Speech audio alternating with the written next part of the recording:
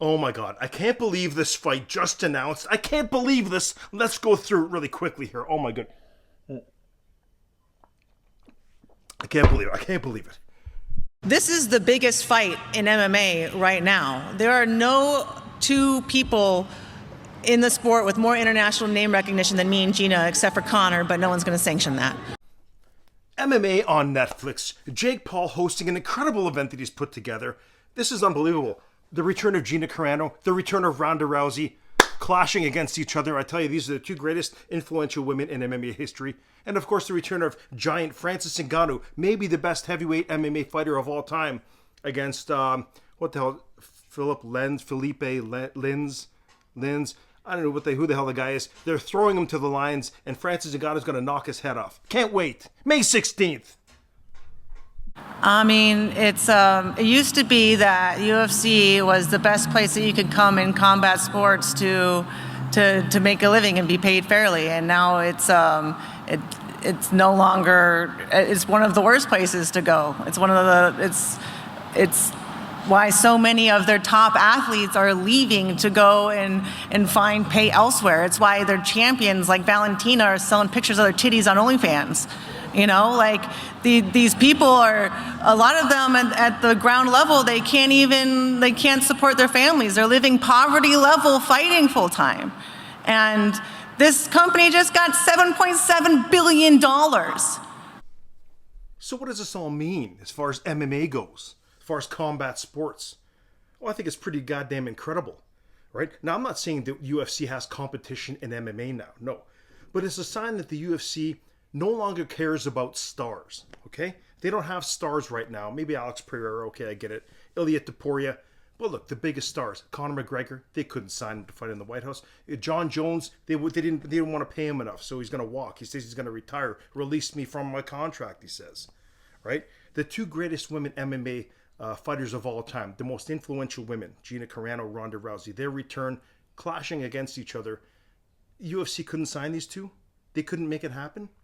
Unbelievable. The return of Francis Ngannou after that farce promotion PFL. They couldn't afford to pay him, so they released him. And who gets him? Jake Paul's promotion on Netflix. Come on, man. Now, the guy he's fighting, of course, he's a bum. He's a no-name.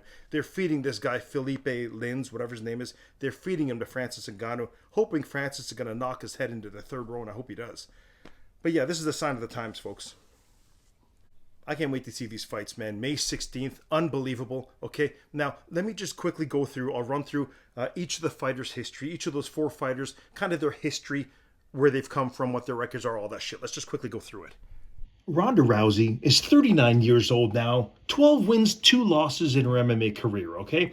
She last fought December 2016, where she got her ass kicked by Amanda Nunes. Previous to that was November 2015, so about a year before that, she got her ass kicked by Holly Holm. Now, previous to that, well, she won 12 in a row. It is what it is. But she got her ass kicked her last 2 fights. Gina Carano, 43 years old, 7 wins, 1 loss in her MMA career. She last fought August 2009. Are you out of your mind? She got her ass kicked by Cristiano Cyborg Justino. Remember her? The one who looks like Vanderlei Silva? Anyways, previous to that, Gina won her first 7 fights, and then she got her ass kicked. Similar to Rhonda Rousey, isn't it?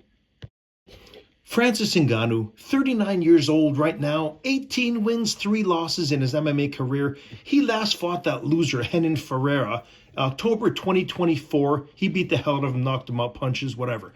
Now, Francis Ngannou won his last 7 fights in MMA. Something to note here, folks.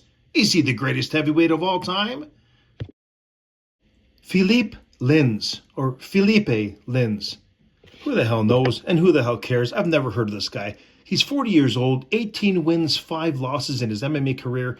He won his last 4 MMA fights, and all of which were in the UFC. Something to note here. But he's boring, and no one gives a shit about him.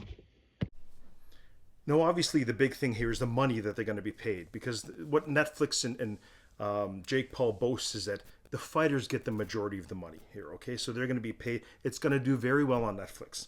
It's going to make a ton of money, and all 4 of them are going to make more than they've ever made before, okay? Well, maybe Francis Ngannou, I don't know about him, making $30 million for 2 boxing fights. I don't know if we'll be able to compare it to that, but he's going to make millions, okay? Let's just go through these four main card fighters and what they've made in their history, right? Their earnings. Okay, let's go through this really quickly. In a 4-year time span between 2012 and 2016, this bitch made between $15 and $16 million in the UFC. In her last fight against Amanda Nunes, where she got her ass handed to her in 48 seconds, she made $3 million. That was her purse. Ridiculous. And she's complaining? What the hell's going on here? She's lost her mind. Gina Carano and Strikeforce, she didn't make shit. Okay, her last fight against Cristiano Cyborg Santos in 2009, where she got her ass kicked and put her into retirement, she made 125 grand. Her total fight earnings in Strikeforce, it's about 150 grand. Are you out of your mind? Now, although Gina Carano didn't make much in MMA at the time, she did a lot of TV stuff. She made her money there. Mandalorian. She was in Deadpool, Fast and Furious 6. American Gladiators. Man, she made some money on TV, sure. But I think she's a little bit hard up now. Why come back? Well, Jake Paul's MVP event is going to pay her a shit ton of money. Let's be serious. Francis Ngannou is one rich bastard, okay? Over 40 million bucks in career combat earnings, okay? 30 million bucks in boxing for 2 fights against Tyson Fury and Anthony Joshua. And then roughly $3.5 million over 14 fights in the UFC. And then he made $8 million bucks for that fight against that no-name fool Renan Ferreira, that one fight in PFL. Okay? 40 million bucks, career earnings. Goddamn. Felipe Lins, okay? This no-name bastard. This guy made $1 million bucks winning the 2018 PFL heavyweight tournament, okay? His total career earnings, 1.16 million. So outside of that $1 million prize, he made 160 grand in his career. Jeez. Who the hell is this guy? Quick break. Excuse me.